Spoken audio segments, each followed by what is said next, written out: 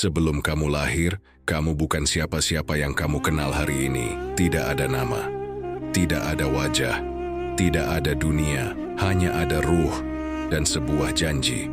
Sebuah pertanyaan yang lembut, namun abadi. Bukankah aku Tuhanmu? Dan kamu telah menjawab, iya. Lalu kini, kamu hidup di dunia, tapi perlahan lupa. Siapa sebenarnya dirimu sebelum lahir, dan rahasia apa yang masih tersembunyi di dalam hatimu? Mari kita mulai perjalanan ini untuk mengingat kembali. Chapter 1. Sebelum segalanya. Sebelum segalanya dimulai, tidak ada pagi dan tidak ada malam. Tidak ada langit yang membentang, tidak ada bumi tempat berpijak. Bahkan waktu pun belum berjalan seperti yang kita kenal sekarang. Segalanya sunyi, namun bukan kehampaan. Di sana, dalam sebuah dimensi yang tak bisa dijangkau oleh panca indera manusia, terdapat keberadaan yang halus. Bukan tubuh, bukan bayangan, melainkan sesuatu yang lebih dalam. Ruhmu sudah ada. Namun saat itu, kamu tidak memiliki nama. Tidak ada aku dan kamu seperti sekarang. Tidak ada perbedaan status, rupa, atau cerita hidup. Semua berada dalam keadaan yang sama, hening, bersih, dan penuh kesadaran yang belum terpecah oleh dunia. Tidak ada suara, tapi ada ketenangan. Tidak ada bentuk, tapi ada rasa ada. Sulit untuk dibayangkan, karena pikiran kita terbiasa memahami segala sesuatu dengan bentuk dan waktu. Tapi keadaan itu berbeda. Ia tidak terikat oleh apapun yang kita kenal hari ini.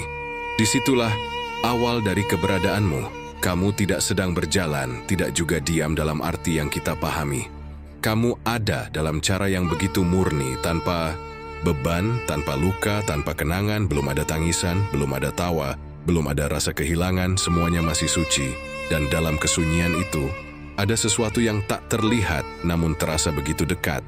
Sebuah kehadiran yang tidak bisa dijelaskan dengan kata-kata, tapi begitu nyata, bukan sekadar ada, tapi menguasai segalanya. Saat itu, ruh tidak mempertanyakan apapun, tidak ada kebingungan, tidak ada keraguan, hanya ada ketenangan yang sempurna, seolah semua sudah berada di tempat yang semestinya. Namun ketenangan itu bukan tanpa tujuan. Ia adalah awal dari sebuah perjalanan panjang. Perjalanan yang kelak akan membawamu turun ke dunia, mengenal rasa, mengenal kehilangan, mengenal pencarian. Kesday mungkin sekeprabesis mewarakan semua yang pernah kamu ketahui di tempat itu. Karena di titik itulah, Wiki cerita besar akan dimulai. Cerita tentang dirimu, tentang bagaimana sesuatu yang begitu suci dan tenang akan memasuki dunia yang penuh hiruk-pikuk. Dunia yang membuatmu memiliki nama, identitas, dan kehidupan yang unik. Namun sebelum semua itu terjadi, CPU di sebelum dunia menyentuhmu, sebelum kamu menangis untuk pertama kalinya, kamu pernah berada di keadaan paling murni yang bisa dibayangkan. Dan mungkin jauh di dalam hatimu saat ini masih ada sisa-sisa rasa itu. Rasa yang tidak bisa dijelaskan tapi sering muncul di saat-saat sunyi. Rasa rindu tanpa tahu apa yang dirindukan. Rasa ingin kembali tanpa tahu kemana harus pulang. Itulah jejak dari sebelum segalanya. Sebuah awal yang tidak kita ingat, tapi diam-diam masih hidup di dalam diri kita. Chapter 2. Alam ruh dan kesadaran awal. Di tempat yang tak tersentuh waktu itu, keberadaan ruh bukanlah sekadar ada tanpa makna. Ada kesadaran yang halus, tenang, dan begitu jernih. Kesadaran yang tidak dipenuhi oleh pikiran seperti yang kita rasakan sekarang. Tidak ada suara yang terdengar, namun seolah semuanya saling mengerti. Tidak ada bahasa, tapi tidak ada yang perlu dijelaskan. Segalanya terasa cukup, lengkap, tanpa kekurangan sedikit pun. Di sanalah alam ruh. Sebuah alam yang tidak bisa digambarkan dengan bentuk atau warna, bukan gelap, bukan terang seperti yang kita pahami, tapi lebih seperti keberadaan yang terasa hidup, hening, damai, dan penuh kehadiran. Ruhmu berada di sana, bersama ruh-ruh lain, dalam jumlah yang tak terhitung. Namun anehnya, tidak ada rasa sesak, tidak ada rasa sempit. Semua terasa luas, seolah tidak ada batas. Tidak ada iri, tidak ada benci, tidak ada keinginan untuk lebih dari yang lain. Karena saat itu, semua belum mengenal perbandingan. Kesadaran ruh saat itu sangat berbeda dengan manusia sekarang. Ia tidak sibuk berpikir tentang masa depan, tidak terbebani masa lalu. Ia hanya menyadari keberadaan. Dan dalam kesadaran itu, ada satu hal yang paling kuat terasa, kehadiran. Bukan kehadiran biasa, tapi kehadiran yang membuat ruh merasa aman, dekat, dan tenang. Kehadiran yang tidak terlihat tapi menjadi pusat dari segalanya. Ruh tidak melihat tapi mengetahui. Ruh tidak mendengar tapi merasakan. Dan dari sanalah muncul kesadaran awal yang paling dalam bahwa ada sesuatu yang maha besar yang menjadi asal dari semua ini. Tidak ada yang mengajarkan, tidak ada yang menjelaskan, namun semua ruh tahu. Kesadaran itu begitu murni, tanpa keraguan sedikit. Walaupun jika di dunia kita sering bertanya, apakah ini benar atau apakah aku yakin? Di sana pertanyaan seperti itu tidak pernah muncul, karena kebenaran terasa begitu jelas, tanpa perlu dibuktikan. Namun di balik ketenangan itu, ada sesuatu yang perlahan mulai terbentuk. Bukan kegelisahan, tapi seperti isyarat bahwa akan ada tahap berikutnya. Bahwa keberadaan ini bukan akhir, melainkan awal dari sesuatu yang lebih besar. Ruh mulai siap, meskipun belum tahu untuk apa. Dan dalam kesiapan itu, kesadaran ruh menjadi semakin dalam, seolah ada panggilan yang mendekat, bukan dalam bentuk suara, tapi dalam bentuk rasa yang tak bisa ditolak. Rasa yang membuat seluruh keberadaan ruh tertuju pada satu arah, pada satu pusat, pada satu sumber. Di titik inilah, kesadaran awal itu mencapai puncaknya. Sebuah kesadaran tentang asal-usul, tentang siapa yang menciptakan, tentang kepada siapa semuanya akan kembali. Namun, apa yang akan terjadi setelah itu? Mengapa kesadaran yang begitu jernih itu bisa berubah saat manusia lahir ke dunia? Dan bagaimana mungkin sesuatu yang begitu kuat bisa terlupakan? Jawabannya akan dimulai di momen berikutnya. Sebuah momen yang begitu penting, yang menjadi awal dari janji terbesar dalam hidup manusia. Chapter 3, Perjanjian Suci. Di puncak kesadaran itu, ketika seluruh ruh berada dalam keadaan paling jernih, paling tenang, dan paling dekat dengan asalnya, terjadilah sebuah momen yang tak akan pernah terhapus. Sebuah momen yang tidak diiringi oleh suara seperti yang kita kenal, namun terasa begitu kuat, seolah menggema ke seluruh keberadaan. Bukan suara yang didengar telinga, tapi panggilan yang langsung menyentuh kesadaran. Dan di sanalah sebuah pertanyaan hadir, bukan pertanyaan biasa, bukan untuk mencari jawaban, melainkan untuk menetapkan sebuah kebenaran. Bukankah aku ini Tuhanmu? Pertanyaan itu tidak panjang, tidak rumit, namun memiliki makna yang sangat dalam. Ia tidak memaksa, tapi tidak bisa diabaikan. Ia lembut, namun menggetarkan seluruh ruh yang ada. Di saat itulah tidak ada keraguan, tidak ada yang berpikir dua kali, gak ada yang menunda, gak ada yang bertanya kembali, karena pada saat itu seluruh ruh berada dalam keadaan paling jujur, dan dari kejujuran itulah jawaban pun lahir. Ya, kami bersaksi, jawaban itu bukan sekadar ucapan, ia adalah pengakuan, ia adalah kesadaran, ia adalah janji. Sebuah janji yang begitu murni, tanpa tekanan, tanpa kepura-puraan. Janji yang lahir dari hati yang belum tersentuh oleh dunia. Hati yang belum mengenal ego, belum mengenal kesombongan, belum mengenal keraguan. Semua ruh bersaksi, tidak ada yang menolak, tidak ada yang berpaling. Karena pada saat itu, kebenaran terasa begitu jelas. Tidak ada yang bisa membantah apa yang sudah begitu nyata dalam kesadaran mereka. Itulah perjanjian suci, sebuah perjanjian antara ruh dan Sang Pencipta, sebuah ikatan yang tidak terlihat, namun begitu kuat. Perjanjian yang tidak tertulis di kertas, tidak diucapkan dengan suara, namun tertanam dalam inti terdalam dari setiap manusia. Dan kamu ada di sana, kamu juga menjawab, kamu juga bersaksi. Mungkin hari ini kamu tidak mengingatnya, tidak ada kenangan yang bisa kamu putar kembali, tidak ada gambar yang bisa kamu bayangkan dengan jelas. Namun, jejaknya masih ada. Ia tersimpan dalam hatimu, dalam bagian terdalam yang sering kali tak tersentuh oleh kesibukan dunia. Kadang, ia muncul dalam bentuk kegelisahan yang tak bisa dijelaskan. Kadang, ia hadir sebagai kerinduan yang tak punya nama. Kadang, ia terasa saat kamu mencari sesuatu yang tidak pernah benar-benar kamu temukan di dunia ini. Itu bukan kebetulan, itu adalah sisa dari janji itu. Namun, ada satu hal yang akan segera terjadi, sesuatu yang akan mengubah segalanya. Ruh yang tadinya begitu jernih akan memasuki dunia yang penuh dengan ujian. Dunia yang membuat manusia memiliki keinginan, rasa takut, harapan, dan juga lupa. Dan perlahan, janji itu akan tertutup, bukan hilang, tapi tersembunyi.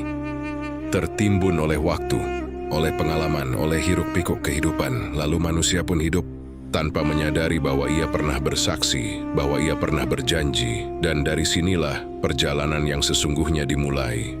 Perjalanan untuk mengingat kembali apa yang pernah diucapkan oleh ruhnya sendiri. Chapter 4, Lupa yang dimulai. Setelah perjanjian itu, segalanya tidak lagi sama. Kesadaran yang begitu jernih, yang dulu terasa begitu dekat dengan kebenaran, perlahan memasuki fase baru. Sebuah fase yang belum pernah dirasakan oleh ruh sebelumnya, fase perjalanan. Bukan perjalanan seperti berjalan dari satu tempat ke tempat lain, tapi perjalanan menuju sebuah kehidupan. Kehidupan yang penuh warna, penuh rasa, dan juga penuh ujian. Ruh yang dulu hanya menyadari, kini akan merasakan, dan disitulah perubahan besar dimulai. Perlahan, ruh ditakdirkan untuk turun ke dunia, memasuki jasad yang kecil, lemah, dan belum tahu apa-apa. Sebuah tubuh yang kelak akan tumbuh, belajar, dan mengenal banyak hal. Saat itulah batas mulai terbentuk. Jika dulu kesadaran terasa luas tanpa batas, kini ia mulai terbungkus. Tidak lagi bebas seperti sebelumnya. Ada dinding yang perlahan menutup, membatasi apa yang bisa diingat dan apa yang harus terlupakan. Dan di saat pertama kali manusia lahir, ia menangis. Tangisan itu bukan sekadar tanda kehidupan. Mungkin itu adalah awal dari perpisahan. Perpisahan antara ruh dengan alam yang pernah begitu dekat dengannya. Perpisahan dari ketenangan yang sempurna menuju dunia yang penuh dengan suara, cahaya, dan kebingungan. Sejak saat itu, lupa pun dimulai. Bukan lupa yang terjadi sekaligus, tapi perlahan, sedikit demi sedikit. Seorang bayi tidak mengingat apapun tentang perjanjian itu. Tidak ingat tentang alam ruh, tidak ingat tentang jawaban yang pernah ia ucapkan. Yang ia tahu hanyalah rasa lapar, rasa nyaman, dan rasa aman saat berada di pelukan. Hari demi hari berlalu. Bulan demi bulan, tahun demi tahun, dunia mulai mengajarkan banyak hal. Nama diberikan, identitas terbentuk, bahasa dipelajari, keinginan mulai tumbuh, dan tanpa disadari, lapisan demi lapisan mulai menutupi kesadaran yang dulu begitu murni. Anak kecil yang awalnya polos dan mulai mengenal perbandingan, mulai tahu apa itu aku dan orang lain, mulai merasakan ingin memiliki, ingin lebih, ingin diakui. Semua itu perlahan menjauhkan manusia dari keadaan awalnya, bukan karena salah, tapi karena memang itulah bagian dari perjalanan. Dunia memang diciptakan untuk membuat manusia lupa, agar ia bisa belajar untuk mengingat kembali. Namun seringkali, manusia terlalu tenggelam, kesibukan, ambisi, rasa takut, dan berbagai keinginan membuat hati semakin penuh. Hingga akhirnya, ruang untuk mengingat itu menjadi semakin sempit. Janji yang dulu begitu jelas, kini terasa asing.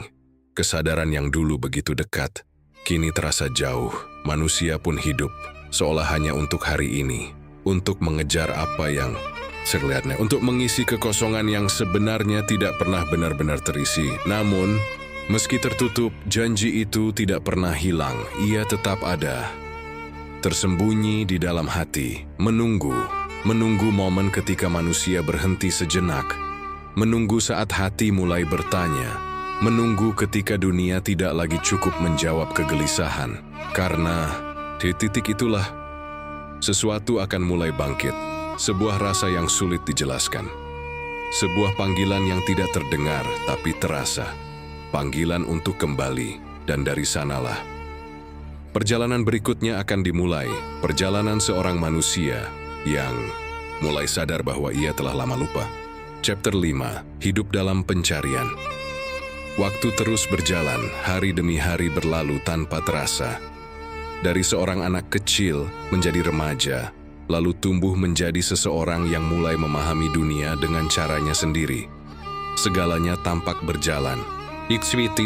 Bangun pagi, menjalani aktivitas, mengejar sesuatu, lalu beristirahat. Ita mengulangnya kembali. Dunia terasa nyata, dekat, dan begitu menyita perhatian. Namun, di balik semua itu, ada sesuatu yang sering muncul diam-diam. Sebuah rasa yang sulit dijelaskan. Kadang hadir di tengah keramaian. Kadang justru terasa paling kuat saat sendirian. Rasa kosong, bukan karena tidak memiliki apa-apa. Bahkan saat semua terlihat baik-baik saja, rasa itu tetap ada. Seolah ada bagian dalam diri yang belum terisi. Manusia pun mulai mencari. Awalnya, pencarian itu sederhana. Mencari kebahagiaan dari hal-hal yang terlihat, harta, pencapaian, pengakuan, atau hubungan dengan orang lain. Dan memang semua itu bisa memberikan rasa senang, namun hanya sementara. Setelah itu, rasa yang sama kembali datang. Rasa yang membuat hati bertanya, apakah hanya ini? Sebagian orang mencoba mengabaikannya, menenggelamkan diri dalam kesibukan agar tidak perlu merasakannya. Sebagian lagi mulai penasaran. Mereka mulai mencari lebih dalam, mencari makna hidup, mencari tujuan, mencari sesuatu yang tidak bisa dijelaskan dengan kata-kata. Dan tanpa disadari, pencarian itu sebenarnya bukan hal baru. Itu adalah jejak dari sesuatu yang pernah ada, sebuah ingatan yang tidak disadari, tapi masih tersimpan. Kadang pencarian itu membawa seseorang ke banyak arah. Mencoba berbagai jalan, mendengar banyak pendapat, mengikuti banyak hal yang terlihat menjanjikan. Namun tidak semua membawa ketenangan. Ada yang membuat semakin bingung, ada yang membuat semakin jauh. Ada juga yang terasa benar, tapi belum sepenuhnya lengkap. Di titik tertentu, manusia mulai lelah mencari di luar karena semakin dicari, semakin terasa bahwa yang dicari bukan sesuatu yang bisa dilihat atau disentuh, dan disitulah sesuatu mulai berubah. Perhatian yang sebelumnya tertuju keluar, perlahan mulai berbalik ke dalam. Manusia mulai bertanya pada dirinya sendiri, apa yang sebenarnya aku cari? Kenapa hatiku tidak pernah benar-benar tenang? Kenapa selalu ada rasa kurang, meskipun segalanya terlihat cukup? Pertanyaan-pertanyaan itu tidak selalu memiliki jawaban yang langsung. Namun justru dari situlah pintu mulai terbuka, pintu menuju kesadaran yang lebih dalam. Karena sebenarnya, yang dicari bukanlah sesuatu yang baru, melainkan sesuatu yang lama, yang pernah ada, namun terlupakan. Sesuatu yang dulu terasa begitu dekat, namun kini terasa jauh. Dan perlahan, manusia mulai menyadari bahwa pencarian ini bukan tentang dunia, bukan tentang memiliki lebih banyak, bukan tentang menjadi lebih dari orang lain, tapi tentang menemukan kembali apa yang pernah hilang. Sebuah kebenaran yang dulu begitu jelas, sebuah janji yang dulu pernah diucapkan, dan mungkin tanpa disadari, seluruh hidup ini memang adalah perjalanan pencarian untuk kembali mengenal siapa diri kita sebenarnya dan kepada siapa kita akan kembali. Chapter 6, Bisikan Hati. Di tengah pencarian yang panjang itu, tidak semua jawaban datang dari luar. Justru, semakin jauh seseorang melangkah, semakin ia menyadari bahwa arah itu perlahan berubah. Bukan lagi ke dunia, tapi ke dalam dirinya sendiri. Disitulah sesuatu mulai terasa, bukan suara, tapi seperti panggilan, bukan kata-kata, tapi seperti isyarat. Halus, sangat halus. Seringkali ia datang di saat-saat yang tidak terduga. Saat malam mulai sunyi, saat lelah setelah menjalani hari, atau saat hati tiba-tiba terasa kosong tanpa sebab yang jelas. Di momen-momen itu, hati seolah berbicara, bukan dengan bahasa yang bisa dijelaskan, tapi dengan rasa yang sulit diabaikan. Kadang ia hadir sebagai kegelisahan, bukan kegelisahan yang membuat panik, tapi kegelisahan yang mengajak untuk berpikir lebih dalam. Seolah ada yang bertanya dari dalam diri, apa yang sebenarnya kamu cari? Kemana kamu akan pergi setelah ini? Apakah kamu sudah mengenal siapa dirimu? Pertanyaan itu tidak keras, tidak memaksa, tapi terus kembali. Dan anehnya, semakin diabaikan, semakin terasa. Itulah bisikan hati. Sesuatu yang tidak pernah benar-benar pergi, namun sering kali tertutup oleh suara dunia, oleh kesibukan, oleh kebisingan, oleh hal-hal yang membuat manusia lupa untuk diam sejenak. Padahal, hati tidak pernah berhenti mengingat. Ia menyimpan sesuatu yang pikiran tidak bisa jangkau, sesuatu yang lebih dalam dari logika, jejak dari sebuah janji. Kadang bisikan itu muncul dalam bentuk rasa rindu, tanpa tahu apa yang dirindukan. Rasa ingin kembali, tapi tidak tahu kemana harus pulang. Kadang juga muncul saat melihat sesuatu yang sederhana, langit yang luas, malam yang tenang, atau momen ketika hati tiba-tiba tersentuh tanpa alasan. Di saat itu, ada perasaan yang berbeda. Seolah hati berkata, ini bukan sekadar dunia. Namun tidak semua orang mendengarnya. Sebagian orang memilih untuk mengabaikan, menganggapnya hanya sebagai perasaan biasa yang akan hilang dengan sendirinya. Dan memang, jika terus diabaikan, suara itu akan semakin pelan, bukan karena ia hilang ya, tapi karena tertutup. Namun bagi mereka yang mulai memperhatikan, bisikan itu justru semakin jelas, semakin didengar, semakin terasa arahnya. Ia tidak pernah menyesatkan, ia tidak pernah memaksa. Ia hanya mengajak untuk kembali mengenal sesuatu yang lebih dalam, mengajak untuk berhenti sejenak dari hiruk-pikuk dunia, mengajak untuk melihat ke dalam, bukan hanya keluar. Dan perlahan, manusia mulai sadar bahwa jawaban yang selama ini dicari tidak sepenuhnya berada di luar, melainkan sudah ada di dalam dirinya, tersimpan sejak lama. Sejak sebelum ia lahir ke dunia, bisikan hati itu bukan hal baru, ia adalah pengingat. Pengingat dari sesuatu yang pernah diketahui, pengingat dari sebuah kebenaran yang dulu begitu jelas, pengingat dari hubungan yang pernah begitu dekat. Dan di titik inilah, perjalanan mulai berubah arah, bukan lagi sekadar mencari, tapi mulai memahami bahwa di balik bisikan itu, ada rahasia yang lebih dalam, rahasia tentang siapa diri kita sebenarnya, dan tentang kepada siapa hati ini sebenarnya ingin kembali. Chapter 7, Menyibak Rahasia Makrifat.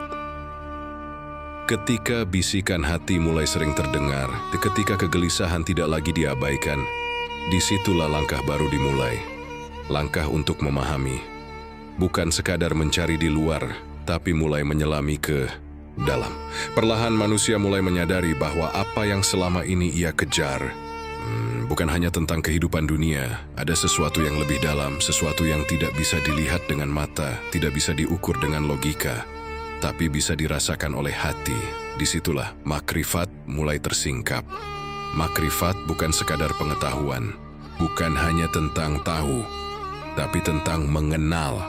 Mengenal dengan cara yang lebih dalam, lebih dekat, dan lebih nyata dalam hati. Banyak orang tahu tentang Tuhan, namun tidak semua benar-benar mengenal. Karena mengenal bukan hanya tentang mendengar atau membaca, tapi tentang merasakan kehadirannya dalam setiap langkah kehidupan. Perlahan, manusia mulai melihat hidup dengan cara yang berbeda. Apa yang dulu terasa biasa, kini mulai memiliki makna. Apa yang dulu dianggap kebetulan, kini terasa seperti bagian dari rencana. Setiap kejadian, setiap pertemuan, setiap kehilangan, semuanya seperti membawa pesan. Dan disitulah hati mulai mengerti bahwa hidup ini bukan tanpa arah, bahwa ada yang mengatur, ada yang melihat, ada yang selalu dekat meskipun sering dilupakan. Kesadaran ini tidak datang sekaligus, ia tumbuh perlahan. Seiring seseorang mau membuka hatinya, semakin hati dibersihkan dari kesombongan, dari keinginan yang berlebihan, dari keterikatan yang membuatnya berat. Semakin jelas pula apa yang dulu tersembunyi, seolah ada tirai yang perlahan tersingkap, dan di balik tirai itu ada kebenaran yang sebenarnya sudah pernah dikenal. Sebuah rasa yang begitu akrab, namun lama terlupakan. Di titik ini, manusia mulai memahami sesuatu yang penting. Bahwa pencariannya selama ini bukanlah perjalanan yang sia-sia. Semua kegelisahan, semua pertanyaan, semua rasa kehilangan, ternyata adalah jalan untuk kembali kepada sesuatu yang dulu pernah ia saksikan, kembali kepada janji yang pernah ia ucapkan, Dan tanpa disadari, makrifat bukanlah sesuatu yang benar-benar baru. Ia adalah proses mengingat siapa asal kita, mengingat kepada siapa kita bersandar, mengingat bahwa kita tidak pernah benar-benar sendiri. Namun, semakin dalam seseorang memahami, semakin ia sadar bahwa perjalanan ini belum selesai. Karena mengenal bukanlah akhir, ia adalah awal dari kedekatan yang lebih nyata, awal dari perubahan dalam cara hidup, cara melihat dan cara merasakan. Dan di titik itu, satu hal menjadi semakin jelas, bahwa semua yang ada di dunia ini hanyalah sementara, dan hati tidak akan pernah benar-benar tenang sampai ia kembali kepada sumbernya. Dari sinilah langkah terakhir akan dimulai, langkah menuju tujuan yang sejak awal sudah ditetapkan, sebuah perjalanan untuk pulang. Chapter 8, Perjalanan Pulang. Pada akhirnya, semua perjalanan akan sampai pada satu titik, bukan titik akhir seperti yang kita bayangkan, ya, tapi sebuah tujuan yang sejak awal sebenarnya sudah ada. Perlahan setelah melewati pencarian, kegelisahan, dan kesadaran, manusia mulai memahami satu hal yang paling mendasar, bahwa hidup ini bukan tentang tinggal, tapi tentang kembali. Dunia yang selama ini terasa begitu nyata, dan ternyata hanyalah tempat singgah, tempat untuk belajar, merasakan, dan menjalani apa yang telah ditetapkan, namun bukan tempat untuk selamanya. Dan ketika hati mulai benar-benar menyadari hal itu, cara hidup pun berubah. Apa yang dulu dikejar dengan penuh ambisi, kini mulai dilepaskan perlahan. Apa yang dulu membuat hati gelisah, kini tidak lagi terlalu menguasai. Bukan berarti manusia berhenti hidup di dunia, bukan berarti ia meninggalkan semuanya. Namun, hatinya tidak lagi terikat. Ia tetap berjalan, tetap berusaha, tetap menjalani kehidupan, tapi dengan kesadaran yang berbeda bahwa semua ini hanyalah bagian dari perjalanan pulang. Di titik ini, hati mulai menemukan ketenangan yang dulu sempat hilang. Bukan karena semua masalah selesai, tapi karena ia tahu kemana arah hidupnya. Ia tidak lagi merasa tersesat karena kini ia mengerti dari mana ia berasal dan kemana ia akan kembali. Namun perjalanan pulang ini bukan tanpa ujian. Dunia tetap ada dengan segala tarikannya. Keinginan masih muncul, godaan masih datang, kadang hati kembali goyah. Kadang langkah terasa berat, namun bedanya, sekarang ia sadar. Ia tahu bahwa setiap kali ia menjauh, ia bisa kembali. Setiap kali ia lupa, ia bisa mengingat lagi. Karena jalan pulang itu tidak pernah ditutup. Ia selalu ada, dekat, bahkan lebih dekat dari yang kita bayangkan. Dan semakin seseorang melangkah di jalan itu, semakin ia merasakan sesuatu yang dulu hanya menjadi bisikan, kedekatan.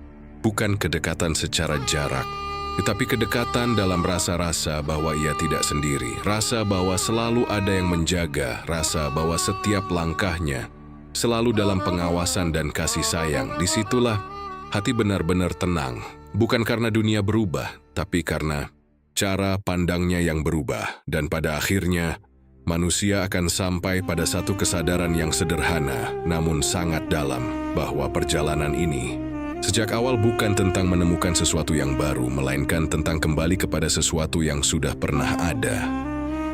Sebuah janji, sebuah kesaksian, sebuah hubungan yang tidak pernah benar-benar putus. Dan ketika saat itu tiba, saat perjalanan di dunia telah selesai, manusia tidak lagi merasa asing karena ia sedang kembali ke tempat yang dulu pernah ia kenal, tempat di mana semuanya bermula. Dan di sanalah perjalanan ini benar-benar menemukan maknanya. Sebuah perjalanan panjang yang pada akhirnya hanyalah perjalanan pulang.